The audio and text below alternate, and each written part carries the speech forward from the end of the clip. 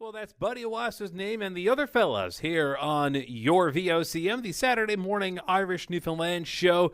And you may have heard recently ads supporting and promoting Flanker Press as they have jumped on board as sponsors of this show. And actually, owner Garry Cranford is on the line for a couple of reasons. First off, Garry, welcome to the program. Well, thank you very much. It's a pleasure to be with you.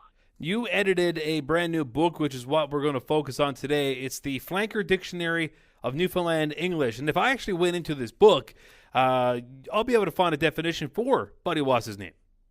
Absolutely. And the general definition, and actually they're mentioned specifically as having adopted a very common expression we use as the title of the band. If I'm looking at this book correctly, it says, Buddy Wasser's name is substitute word used when a person can't recall another's name. And then it says Buddy Wasser's name and the other fellows is the name of a popular Newfoundland band, performers of the unofficial Newfoundland anthem, Saltwater Joys, of course, written by member Wayne Chalk. One of the many great definitions in this book. Garry, why'd you want to do this book? Well, I sort of grew up in two really good worlds. Round the Bay, which I picked up words like flanker and many others, and then grew up in Buckens in Central. So it's been on my to-do list. There was an academic one done about 1980, I think, but this is more accessible, I think, easier to read and doesn't go into the academics behind the roots and derivations and possible sources of the words. When it comes to our words, how did it all come to be? I guess you've done some research into it. Well, it brought over by West Country people, Irish, Gaelic, Scottish. There's a lot of Labrador terms in here too that became part of the English language lexicon. You know, people use words like comatic, go figure. You know, it's not an English word. It's a Labrador word. So that's where it came from. A lot. I started with authors that I published, and in their works, I would notice how they would use Newfoundland words. So I started with their works like Nellie Strawbridge, Gary Collins.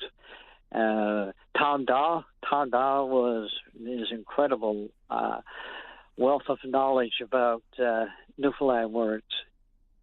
There's so many great words. I'm just going through the book as we're chatting here today, and some of them I've heard before. It's been a long time since I've heard them, but there's some of them that you don't really hear in everyday language these days. But of course, we do have a lot of folks who still kind of, I guess, use these words. But as the generations go on, they kind of do fade a little bit, don't they? They do. Now, there's one word I came across in doing this, and I didn't know what it meant. And in talking to people at book signings, that type of thing, I would throw a word at them that I didn't know. And the word is couldn't. And about 50% of the people knew exactly what I meant. Now, I didn't. Now, we all know the word leftovers. But a lot of people grew up with the word couldn't.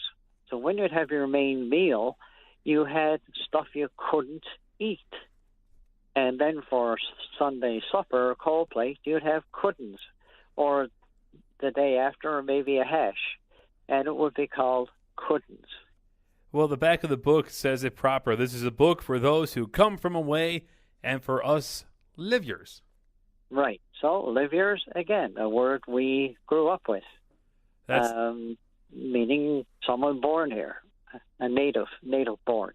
This is pretty phenomenal. It does make a great gift, of course, part of the latest selection of books from Flanker Press. And we're going to give away a copy, actually, in the prize pack this morning. So anybody listening wants to try to get their hands on that, they know how to qualify for the prize pack. Garry, thanks so much for this. Oh, you're welcome. And thank you again for having me on.